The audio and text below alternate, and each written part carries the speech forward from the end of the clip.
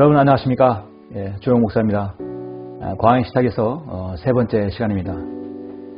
저는 학창 시절에 수업 시간에 가끔씩 이렇게 생각을 해본 적이 있었습니다. 뭐든지 다 기억하는 사람이 있다면 얼마나 좋을까? 그렇다면 영어 문법이나 수학 공식을 밤새워 공부하지 않아도 될 텐데. 여러분, 그런데 모스크바에 실제로 그런 사람이 있었습니다. 신문기자인 솔로몬 세레세프스키라는 사람이 있었는데요. 그는 다른 사람이 말한 것을 토시 하나 빠뜨리지 않고 대화를 다 기억하는 능력이 있었다고 합니다. 기자들이 가지고 다니는 녹음기가 필요 없었겠죠. 일례로 그는 16년 전 3월 7일 오후 2시에 내가 당신에게 한 말을 28번째 단어는 무엇이었나요? 물어보면 그는 그 질문에도 척척 대답할 정도였다고 합니다. 또 미국 여성 질 프라이스라는 사람도 그런 놀라운 기억력을 가지고 있었습니다. 그녀는 사람들이 그녀를 가리켜서 주변 사람들은 인간 달력이라고 부를 정도로 과거를 낱낱이 다 기억하고 있었습니다. 제임스 맥커프 박사는 그녀를 직접 시험해 보기 위해서 1970년 10월 19일에 무엇을 했나요? 라고 질문하자 그녀는 지체 없이 그날은 금요일이었어요. 이상하게 날씨가 너무 추워 학교에서 돌아오자마자 따끈한 수프를 먹었습니다. 그녀는 그 밖에 역사적 사건은 물론이고 해마다 요일이나 날짜가 바뀌는 절기와 국경일까지도 다 알아맞혔다고 합니다. 학자들은 이를 두고 매우 특별한 자서전적 기억 능력을 가졌다고 합니다. 그런데 솔로몬 세레스프스키나 질 프라이스 이 모두는 자신이 기억하는 그 능력은 사실 결코 행복하지만은 않다라고 말했다고 합니다. 행복하고 또 추억에 남는 일들은 오래 기억하고 싶지만 인간의 삶이라는 것이 마냥 행복한 일만 있지는 않죠.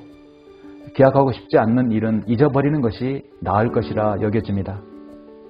지금 우리가 살고 있는 이 세상은 수많은 정보와 지식의 홍수 속에서 살고 있습니다. 인간은 그런 것들을 다 기억하지 못하기 때문에 컴퓨터를 통해서 저장시켰다고 우리가 생각합니다. 또 필요할 때 찾았습니다. 세상에 있는 사회 전반의 모든 기관에서는 그들에게 일어나는 모든 일들을 거의 모든 것들을 컴퓨터에 저장하고 있습니다. 요즘 거리를 걷다 보면 수없이 많은 CCTV들이 우리들의 움직임을 녹화하고 있죠. 혹시 모를 범죄나 사고 해결과 방지를 위해서일 것입니다. 꼭 필요한 일들이겠죠. 그런데 여러분, 창조주 하나님께서는 이 지구상에 있는 모든 사람의 말과 행동을 다 기록하고 있다는 사실을 아십니까? 성경은 그러나 이제 보라 나의 증인이 하늘에 계시며 나의 기록이 높은 곳에 있도다라고 욥기 16장에서 말씀하고 있습니다. 성경에서 가장 먼저 기록된 욥기에서 자신의 증인이 하늘에 계시며 자신의 기록이 높은 곳에 있다고 말씀하고 있습니다. 이것은 마치 컴퓨터 서버에 남는 로그 기록과 똑같습니다. 인간은 이 땅에 태어나면서 바로 하나님의 기록에 다 로그가 시작된다고 할 수 있습니다. 내가 행하는 죄악된 모든 괴로운 일들이 그 날짜와 그 시간과 그 장소와 행했던 구체적인 일들에 대한 내용까지 기록되었다고 성경은 말씀하고 있습니다. 그 기록자는 주님이시고 증인이 하늘에 계시며 기록의 보관 장소는 높은 곳 저 셋째 하늘입니다. 우리가 죽음 이후에 심판대 앞에 가서 내가 행했던 괴로운 또 즐거운 일들이 다 기록이 될 것입니다. 만약에 그 기록들이 여러분 앞에서 펼쳐진다면 어떤 광경이 나올까요? 주님 제발 그것만은 이라는 외침이 절로 나오지 않겠습니까? 아니면 이 모습은 참 자랑스럽구나 라고 생각할 수도 있습니다. 오늘 광야 식탁에서 세 번째 이야기는 성도들도 심판받는가 라는 주제로 잠시 이야기를 나눌까 합니다. 여러분 심판하면 무엇이 떠오르십니까? 그리 기분 좋은 일은 아닐 것입니다. 피고가 법정에 설 때도 법의 심판을 받는 것은 누구에게나 두려운 일입니다. 법정에서 판사는 피고의 과거 행적 기록과 증거로 판단하여 판결을 내립니다. 심판은 일단 죄와 연관되어 있기 때문에 좋아할 사람이 없습니다. 성경은 모든 사람이 이 땅에서 사는 사람이 죄인으로 살아간다고 말씀하고 있습니다. 의인은 없나니 없도다. 한 사람도 없도다. 깨닫는 자도 없고 하나님을 찾는 자도 없도다. 모두가 탈선하여 함께 무익하게 되었으며 선을 행하는 자가 없으니 없도다. 한 사람도 없도다 말씀합니다. 그들의 목구멍은 열린 무덤이요 그들이 자기 혀로는 속였으며 그들의 입술에는 독사의 독이 있고 그들의 입은 저주와 독설로 가득 차고 그들의 발은 피 흘리는 데 빠른지라. 파멸과 비참함이 그들의 길에 있고 그들은 그들의 평강의 길을 알지 못했으며 그들의 눈앞에는 하나님을 두려움이 없도다라고 말씀하십니다. 우리 모두는 다 태생이 죄인이었고 또 죄인으로 살아갑니다.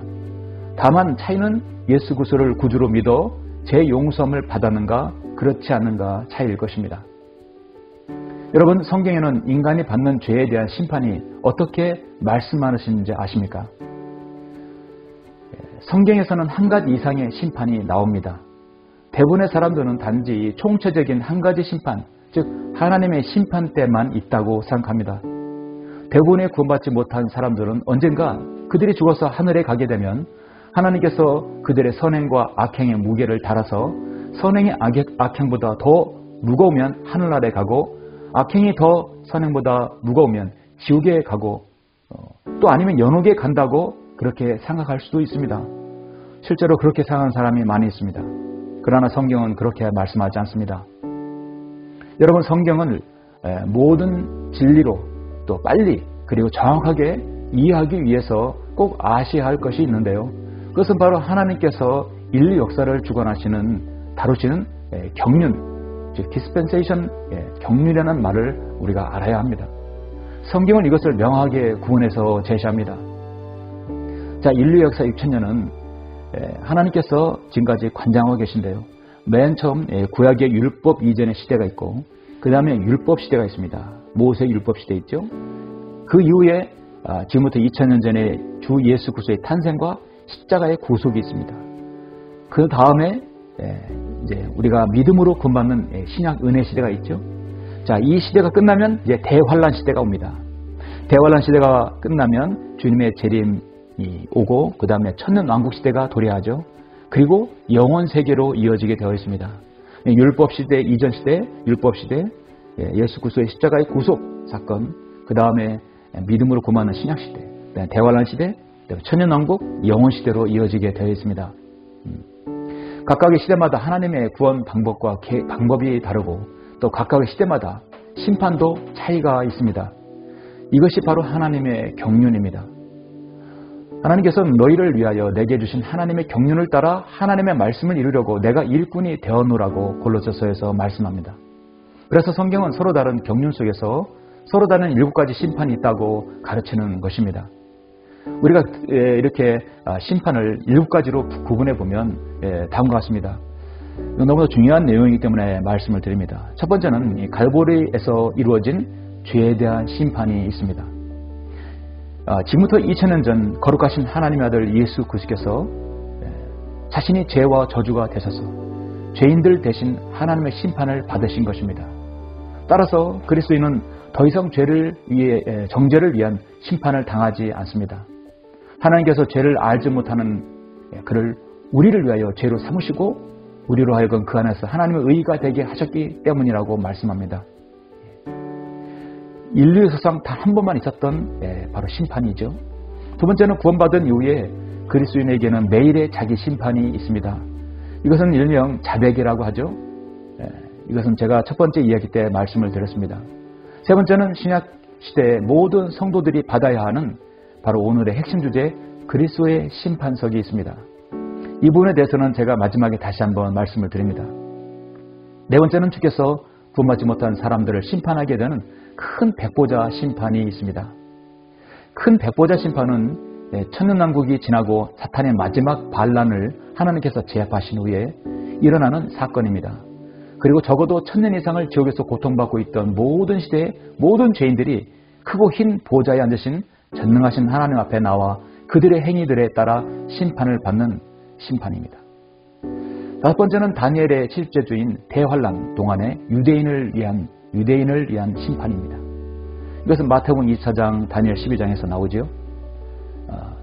이 심판은 제가 두 번째 이야기에서 환난과 환난에 대해서 자세히 말씀을 드렸습니다. 첫 번째로 마태복음 25장에 보면은 그리스도께서 다시 오실 때 이방 민족들을 위한 심판이 있다고 말씀하고 있습니다.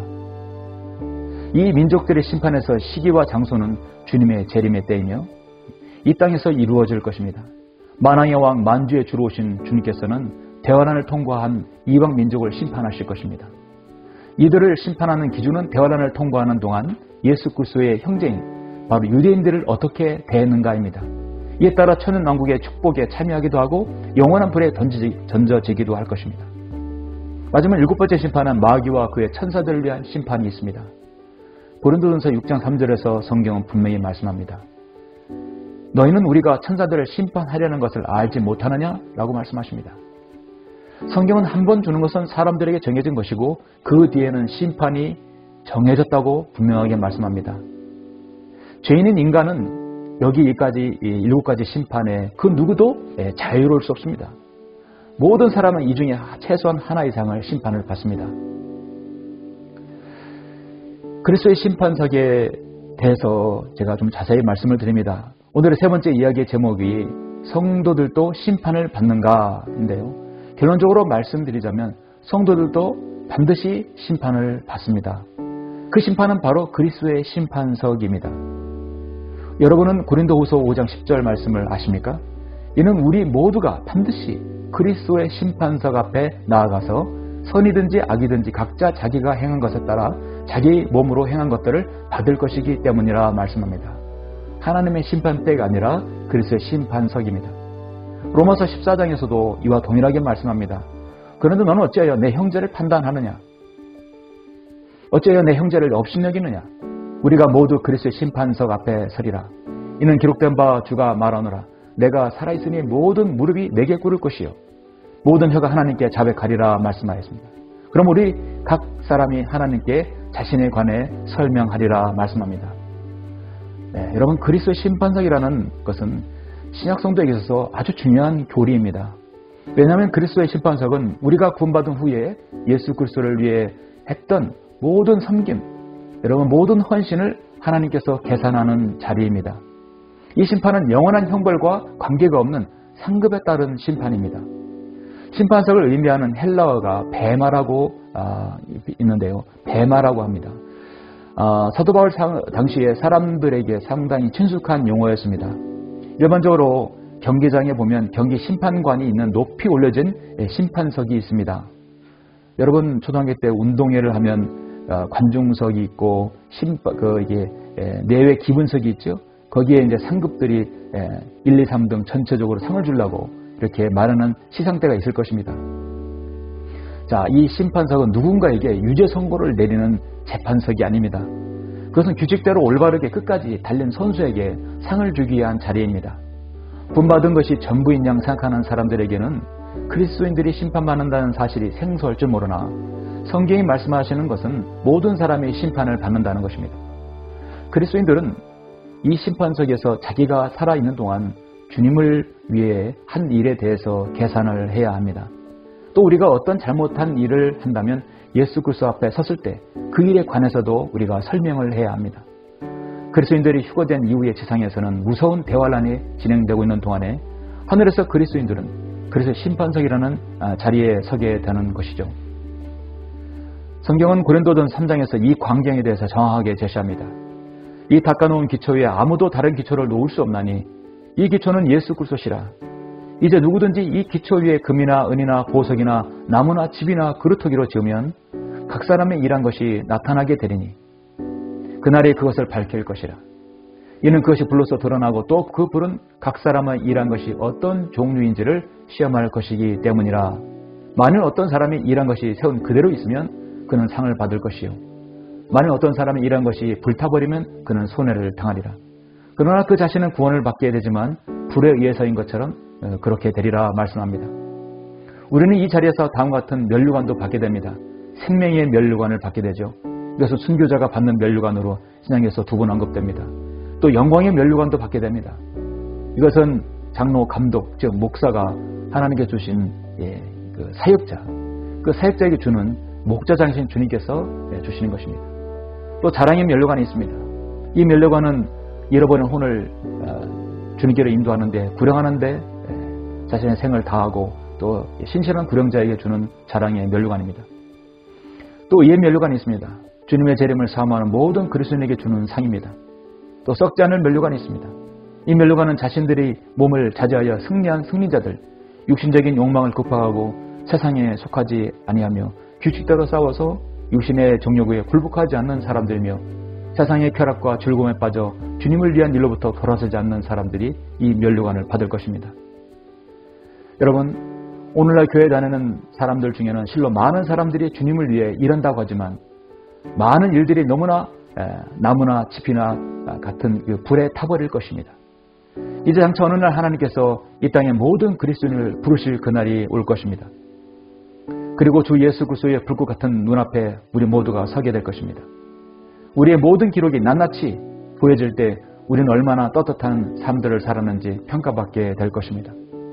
일평생 다 바쳐서 평생을 다하여서 예수 그리스도의 이름으로 세상의 평화를 위해 일한 열심은 있지만 지식에 따라 된 것이 아니어서 거짓 교리를 실행했던 것입니다.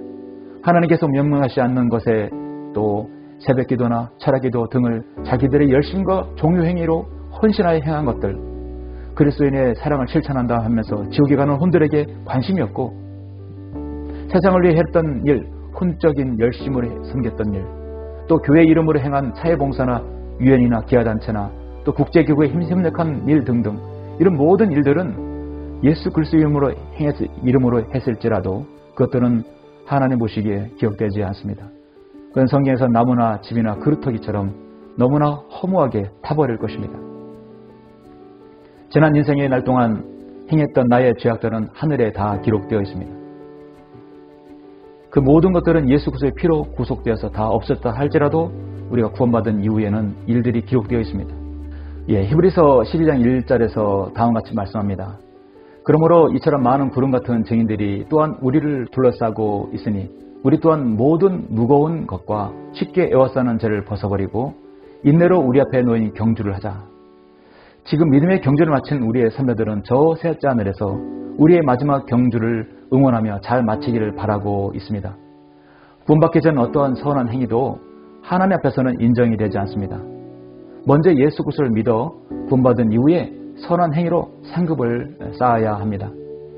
이 세상에서 70년, 80년 사는 동안도 할 일이 없으면 무료하고 따분한데 천년왕국에서 영원 세계에서 상도 유업도 받지 못한다면 무엇을 하고 있을 것인가 한 번쯤은 생각해 보아야 하지 않겠습니까?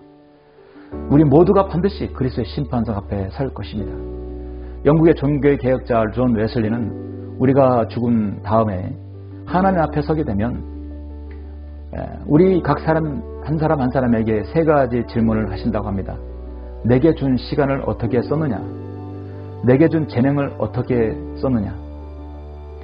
주님께서 왜 그 일을 하였는지, 왜 그 일을 하지 않았는지 물으실 것입니다. 여러분은 대답할 준비가 되어 있습니까? 여러분 모두가 주님께서 재림하시는 그날까지 신실하게 주님을 섬기시길 바랍니다. 감사합니다.